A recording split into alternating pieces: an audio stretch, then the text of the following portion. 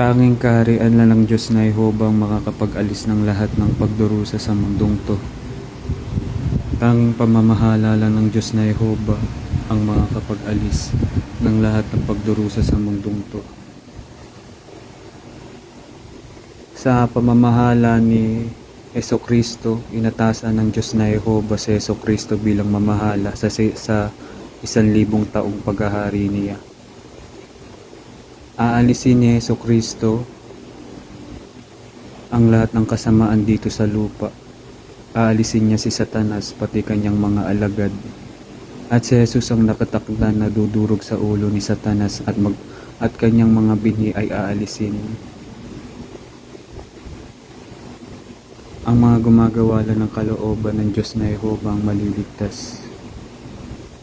Sabi sa Mateo 7:21 na ang mga gumagawa lang ng kalooban ng Diyos na Jehova ang maliligtas.